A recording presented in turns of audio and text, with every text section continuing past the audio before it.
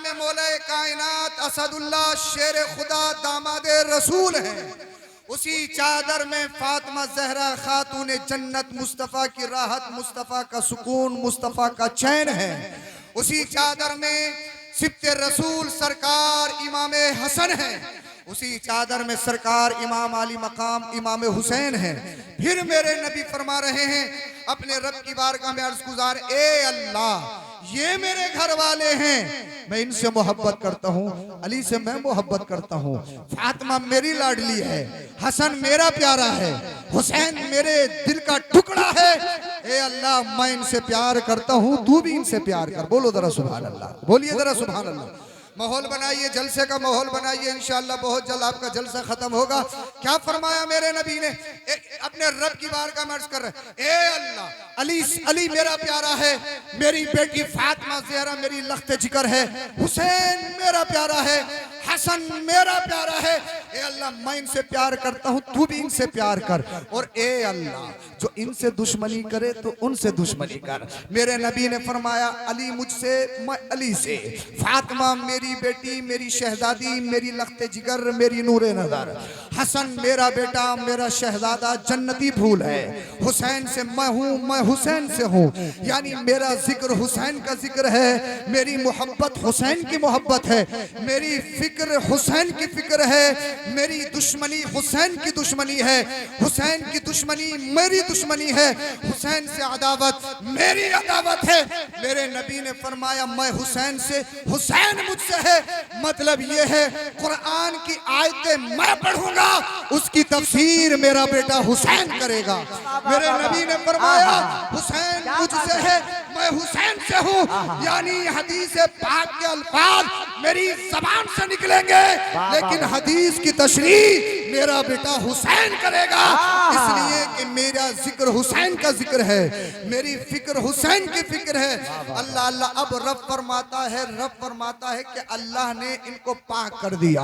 और कैसा पाक करा, कैसा पाक करा, कैसा पाक करा, ऐसा पाक करा, ऐसा पाक करा। हजरत सरकार इमाम हसन दुनिया में तशरीफ लाए।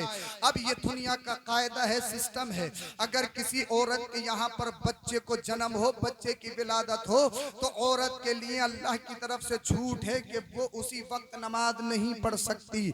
अल्लाह की तरफ से कुदरती तौर पर उसको छूट दी गई है कि वो नमाज नहीं पढ़ेगी। लेकिन सरकार इमाम हसन तशरीफ लाए। कुछ ही देर के बाद में अल्लाह अल्लाह फातिमा ज़हरा खातून जन्नत, मेरे मुस्तफ़ा की राहत, मुस्तफ़ा का सुकून, जिनके बारे में नबी ने फरमाया फातिमा बिदअतुम मिन्नी, फातिमा मेरे जिगर का टुकड़ा है, फातिमा मेरी जान है, फातिमा मेरी रूह है, फातिमा मेरी तस्कीन है। नमाज पढ़ रही हैं। अब किसी खातून ने इस बात को नोट किया, जब बच्चे की विलादत होती है तो औरत फौरन नमाज नहीं पढ़ती है, उसके लिए अल्लाह की तरफ से छूट है। अल्लाह अल्लाह दौड़ती हुई मदीने वाले मुस्तफ़ा की बारगाह में पहुंची।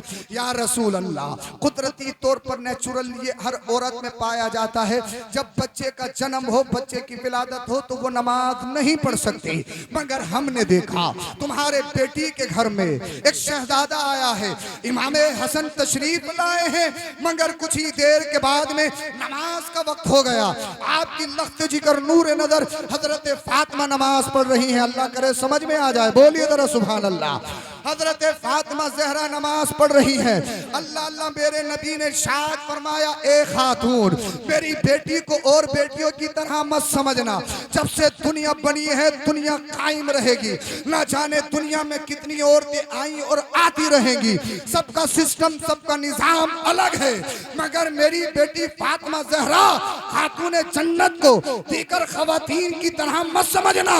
फिर अर्ज की, या रसूल अल्लाह क्या समझा जाए? आका ने फरमाया, सुनो मेरी बेटी फातिमा जन्नत की कली है। बोल दो जरा सुभान अल्लाह। मेरी बेटी फातिमा जन्नत की कली है, और उस कली पे तो फूल हसन और हुसैन की सूरत में, शक्ल में खिले हैं। उन्हें आम बच्चा मत समझना, उन्हें आम बच्चा मत समझना। या रसूल अल्लाह क्या समझा जाए? फरमाया मेरे नबी ने, उनकी माँ फातिमा, उनकी माँ फातिमा जन्नत की कली है, और उस कली पे तो फूल हसन और हुसैन की शक्ल में जो खिले हैं वो जन्नती फूल है। न कली का जवाब है, न हसन और हुसैन का जवाब। नारे तकबीर, नारे रिसालत, मसलके आला हजरत, फैजाने आला हजरत, फैजाने शोहदाए करबला। माशाअल्लाह माशाअल्लाह माशाअल्लाह। अगर आप सुनने के लिए तैयार हो गए तो फिर मैं आगे बढ़ता हूँ। अल्लाह ने फरमाया कि अल्लाह ने अहले बैत को पाक कर दिया। अब कैसा पाक करा, कैसा पाक करा, देखो तो सही। दुनिया में बहुत सारे लोग नबी हमारी तरह, नबी हमारी तरह, नबी हमारी तरह। अबे सुन तो सही, होश के नाखून तो ले, जरा मुस्तफा के घर वालों की हिस्ट्री तो पढ़, कुरान करीम की आयत तो पढ़ और उसकी तफसीर तो पढ़। अरे दुनिया की सारी बेटियां मिलकर मुस्तफा की बेटी की तरह नहीं हो सकती हैं, तो बताओ मुस्तफा की तरह कैसे हो सकते हैं? तभी तो अल्लाह अल्लाह हजरत बोले, तेरी नस्ल पाक में है बच्चा बच्चा नूर का। तू है ने नूर, तेरा सब घराना नूर का। तू है ने नूर, तेरा सब घराना नूर का। अल्लाह अल्लाह। मेरे नबी ने फरमाया, मौला कायनात असदुल्लाह शेर खुदा हजरत फातिमा ज़हरा खातून जन्नत सरकार इमाम हसन सरकार इमाम हुसैन, मेरे नबी ने फरमाया ये अहले बैत हैं, मेरे घर वाले हैं। अब अल्लाह ने इनको पाक कर दिया। हजरत अली का जवाब नहीं है, हजरत फातिमा ज़हरा का जवाब नहीं है, सरकार इमाम हसन का जवाब नहीं है, सरकार इमाम हुसैन का जवाब नहीं है। इसलिए कि सरकार इमाम हसन दुनिया में तशरीफ ला रहे हैं तो साहब किसी के कान में उसका अब्बा अदान पड़े, किसी के कान में मौलाना साहब मौलवी साहब अदान पड़े, मगर सरकार इमाम हसन हुसैन वो अजीम हस्ती, वो अजीम ज़ात हैं जिनके कानों में अदान पढ़ने वाले खुद मुख्तार कुल नबी करीम है। बोलो जरा सुभान अल्लाह। अल्लाह अल्लाह। उनके हलक में अपना लुआब दहन घुट्टी की शक्ल में पिलाने वाले मेरे नबी है। अब मुझे बताओ, नबी करीम की लुआब दहन की शक्ल में जिसे बचपन में घुट्टी दी गई हो, क्या उसका उसका उसका जवाब हो सकता है? उसकी अजमत और रिफात का जवाब हो सकता है? हरगिज़ नहीं हो सकता। अल्लाह अल्लाह। सरकार इमाम हसन का जवाब नहीं है, सरकार इमाम हुसैन का जवाब नहीं है। जहाँ तक मैं आपको ले जाना चाहता हूँ मुख्तसर अंदाज में वहीं पर ले जाना चाहता हूँ। अल्लाह अल्लाह। सरकार इमाम हसन और हुसैन के बारे में नबी ने फरमाया, अल हसन वल हुसैन सय्यदा शबाब अहलिल जन्नह। हसन और हुसैन तो जन्नती नौजवानों के सरदार हैं। सुभान अल्लाह। हसन और हुसैन तो नौजवानों जन्नती नौजवानों के सरदार हैं। एक दिन हजरत सरकार इमाम अली मकाम इमाम हुसैन मस्जिद में तशरीफ लाए। देखा उमर इब्ने खत्ताब खलीफा दोम सेकंड नंबर के खलीफा खुतबा दे रहे हैं। हजरत सरकार इमाम अली मकाम कहने लगे, ए उमर मेरे नाना के मिंबर से उतरिए और अपने बाबा के मिंबर पे जाइए। उमर इब्ने खत्ताब फारूक आजम उस फारूक आजम खलीफा सानी ने जब सुना तो गुस्सा नहीं किया अमीरुल मुमिनीन ने। अल्लाह अल्लाह। सरकार इमाम अली मकाम इमाम हुसैन से कहने लगे, ए शहजादे मिंबर तो सिर्फ तुम्हारे नाना तुम्हारे बाबा का है, हमारा मिंबर कहाँ रखा है? शहजादे को अपनी गोद में बिठाया। अल्लाह अल्लाह। मिंबर पे सरकार अमीरुल मोमिनीन उमर इब्ने खत्ताब फारूक आजम रज़ियल्लाहु ताला अन्हु ने। अल्लाह अल्लाह। आप अगर हिस्ट्री पढ़ें, आप अगर वगोर देखें, सहाबा इज़ाम अहले बैत में कितना गहरा कनेक्शन है, कितना गहरा कॉन्टेक्ट है।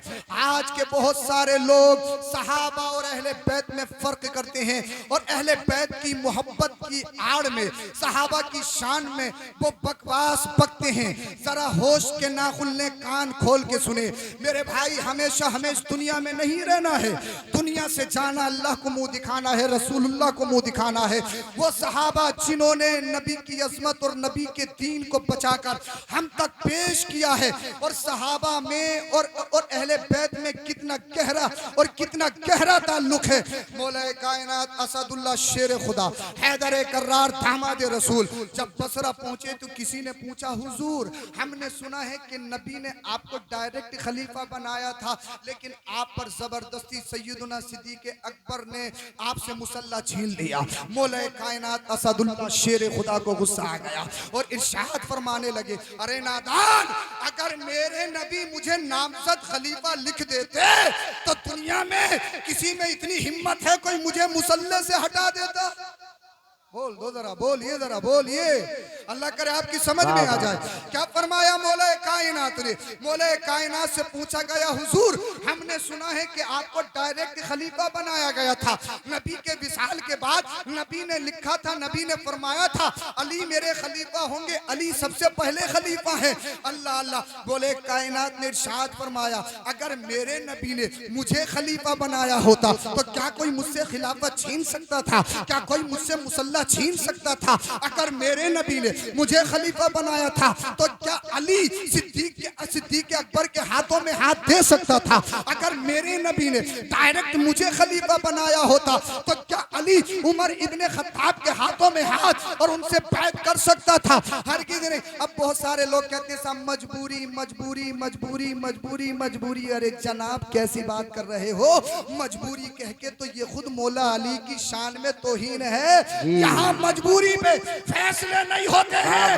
अरे मजबूरी उनके सामने नहीं थी, मजबूरी तो करबला के मैदान में अली के शेर हुसैन पाक के सामने थी। लेकिन हुसैन आजम ने बता दिया मुस्तफा के घर वाले अहले बैत वो मजबूरी से समझौता नहीं करते हैं, वो वही करते हैं जो उनके नाना का हुक्म है, जो शरीयत का हुक्म है, जो कुरान का हुक्म। नारे तकबीर, नारे रिसालत, मसलके आला हजरत, फैजाने आला हजरत, फैजाने शोहदाए करबला, शहीद आजम कॉन्फ्रेंस, सरजमीन ओबरी। माशाअल्लाह माशाअल्लाह। अरे मजबूरी का तो मसला ही नहीं है, ये असदुल्लाह है, अल्लाह के शेर हैं। बोल दो बोल दो अल्लाह के शेर के सामने मजबूरी। अरे जनाब ये मजबूरी से समझौता नहीं करते हैं। मफाद की पट्टी इनके आंखों पे नहीं बनती है, मसलिहत की जंजीरें इनके पैरों में नहीं पड़ती हैं, इसलिए कि ये अहले बैत हैं, ये शेर खुदा दामादे रसूल हैं। अल्लाह अल्लाह सैयदुना ज़ैनुल आबिदीन रजी अल्लाह ताला अन्हु जो सरकार इमाम हुसैन के शहजादे हैं, बड़े शहजादे, उनसे पूछा गया हुजूर शेखैन की फजीलत के बारे में, सैयदुना सिद्दीक अकबर और उमर फारूक आजम के बारे में आपकी क्या राय है, क्या कंसेप्ट है, क्या ओपिनियन है? जरा आप तवज्जो के साथ सुने। अल्लाह अल्लाह। तो सैयदुना बीमार ज़ैनुल आबिदीन भाई मेरी बात हो तो मुझे वापस कर दो, मगर हुसैनी हो ना, हुसैन पाक को तो मानते हो, मैं हुसैन पाक की डायरेक्ट बेटे ज़ैनुल आबिदीन की बात बता रहा हूँ, मेरी बात हो तो मुझे वापस कर दो। मैं किसकी बात बता रहा हूँ? सैयदुना ज़ैनुल आबिदीन की बात बता रहा हूँ। किसी ने पूछा हुजूर शेखैन सिद्दीक अकबर उमर फारूक आजम के बारे में क्या कंसेप्ट है, उनकी फजीलत के बारे में आपका क्या कहना है? आपने क्या जामे जुमला फरमाया, उस जुमले पे मेरी इज्जत मेरी पूरी जिंदगी कुर्बान। बोलिए जरा सुभान अल्लाह। आपसे पूछा गया हुजूर ये बताइए सिद्दीक अकबर उमर फारूक आजम इनकी फजीलत के बारे में आपकी क्या राय है? अल्लाह अल्लाह। सैयदुना ज़ैनुल आबिदीन ने फरमाया अगर मेरे नबी को प्यारे नहीं होते तो क्या रोज़े रसूल में नबी के पहलू में लेटे होते?